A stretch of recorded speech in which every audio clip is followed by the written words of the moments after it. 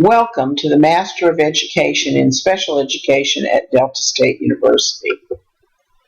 There'll be a formal special education orientation in the fall.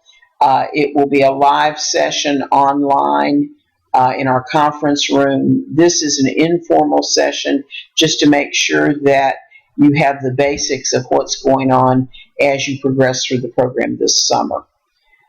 Brief overview of our program. First, our faculty. Dr. Cindy Casebeer is our program coordinator.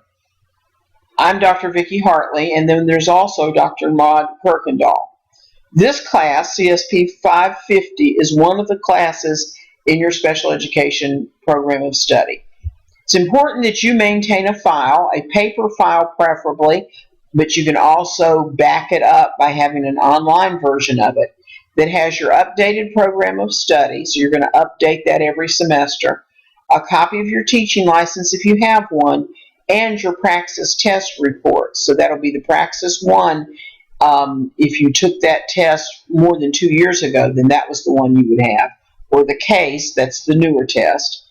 And then your specialty test, which is your special ed test. With that one, we need sub-scores, not just the overall score. And then your professional learning and teaching test. This is your program of study. Everybody has to take EPY 601 and 605. This is the core courses. You have to maintain a B average in the core courses, calculated separately from everything else. You have CSP 672, that's offered in the fall. It's Fundamentals of Effective Teaching in Special Ed. It basically teaches you how to do a lesson plan. We do have an advanced version of that. It's called Advanced Lesson Planning. We don't offer it very often. We only offer it if we have enough people to make those two classes separately. We have CSP 651. That's offered in the fall. It's also offered in the spring. It is the introduction to the field of special education. Some of you may have already had these two courses. CSP 643 is offered in the fall. It is programming for adolescents with mild, moderate, exceptional learning needs. In this class, you learn about middle school and secondary teaching, and in this class, you're also going to do a practice teacher work sample, which is a major assignment where you do a reflective piece about how you would plan lessons for a particular group of children. Because of that, you also have field experience hours tied to that class. Then you have CSP 545, and CSP 545 is Special Education Assessment. This is how we test children to make them eligible for special ed, and then how we track their progress once they're in special education. It has a major assignment to do online. CSP 640 is in the spring, and it is education of preschool and elementary children with exceptional learning needs. With that, you have to go out in the schools and actually teach a group of children. Then we have Teaching for Inclusion. That'll be next semester. Teaching for Inclusion tells you how to differentiate instruction for kids with exceptional learning needs in inclusive settings. CSP 550, which is the class you're taking, is programmed for individuals with severe and multiple disabilities. Then you have your internships. If your undergraduate was in education, where you had student teaching, then you'll do 647, which is field research in special ed, and that is 1 3-hour course.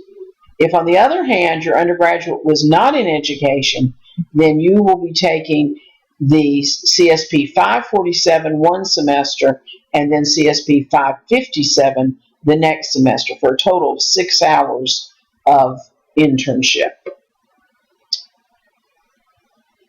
So this is what this explains here, is that it's a 30 to 33 hour program. If you had an undergraduate that did not include an internship, then you would take 547 and 557. If, on the other hand, your undergraduate degree was in education and did have an internship, then you would take CSP 647, which is a 3-hour course. Our vision is that we're training general ed teachers and special ed teachers to work as a team to effectively teach children with mild disability in inclusive K through 12 settings. You'll exit this program with a AA licensure, master's level licensure in special education. But even if you're not ever planning on being a special ed teacher, as an elementary ed teacher or a secondary teacher, you're always going to have kids with disabilities in your classes. And so this set of courses will prepare you to better work with those children, whether you are labeled as a general ed teacher or labeled as a special ed teacher. All of our courses are online, so it's vital that you keep up in your classes. It's very easy to get behind, especially in summer school. So it's vital that if you find yourself getting behind in the least bit, you need to let us know, let your instructor know, let your advisor know, so that we can help you find a way to get past that glitch. The longer you wait, the harder it is to fix it. When you come up the last week of the semester and tell us about all the things that happened, it's very hard for us to fix it, especially in summer school. During your program, you have to maintain a 3.0 GPA overall. If you slip below a 3.0, then you are put on academic probation. You have to maintain a B average in the 2 core courses. I already mentioned that to you. You cannot earn more than 2 C's, no D's, no F's. So if you end up with more than 2 C's, even a single D, even a single F, then you're not on probation. You are removed from the program. All grades in graduate school count towards your GPA, even if you retake and make a higher grade. So it's absolutely essential that you get it right the first time, especially since you can only retake a class once. In graduate school, one of the big emphasis that we have is that you have to maintain a level of professionalism. You have to be an effective communicator. Stay in touch with us. Let us know what's happening. Use good phone and email etiquette. Now, when we talk about phone etiquette, the obvious simple thing is that when you call one of us, you start by saying who you are. Makes faculty crazy when somebody calls and they just launch into something and we don't know who you are. Please, please start any conversation with, "Hi, this is," and tell who you are before you tell what your issue is. Same thing's true in email. You start by reminding us of who you are, what class you're taking, and then launch into your issue. This is true even on Canvas. Remind us of what class you're in, because we're getting email from multiple classes. Also in email, it is formal communication. No text speak, no phrases. You need to write in formal writing, because sometimes you have an issue that we need to forward to the person above us, and we can't do that if what you have written is not grammatically correct and is not in formal language. Practice daily discipline. Be sure that you show up online every day, or at least 3 or 4 times a week. Make sure that you check for deadlines. Make sure that you meet deadlines. Be proactive. If you've got a problem, if you've got an issue, if you've got a question, then holler at us so that we know what's going on. Build relationship with faculty and colleagues. When you come to campus, come by and see us so that we can see your face and know who you are. If you know we're coming out into your school for some reason, then make it an opportunity for us to have a conversation live.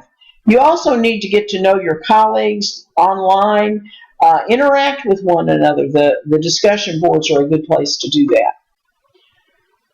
One of the things we do is we actually measure your professional and personal dispositions. The 2 big things we measure is fairness and the belief that all children can learn. But we also look at professionalism, resourcefulness, dependability, and commitment to inquiry. And you'll have this measured in more than one class. You will be required to get a subscription to a portal called TaskStream. In the classes that you need TaskStream, you'll get directions for how to do this. So you can see in 672, 545, 640, 643, 650, 547, and 557, you will have to have TaskStream. So this class is one of them, so we'll talk about it when we talk about requirements for this class. To successfully complete the program, you have to pass 3 praxis tests. You have to pass the case, which you had to pass to get into the program. Then you also have to pass the PLT. You can either take the K6 version, the 5.9 version, or the 7.12 version. If you already took this in a previous degree program, you don't have to take it again. And then you have to take the special education specialty area. The current test is 0354. If you have an earlier test, talk to us and we'll tell you whether we can count it. One major requirement to complete this program is a comprehensive examination.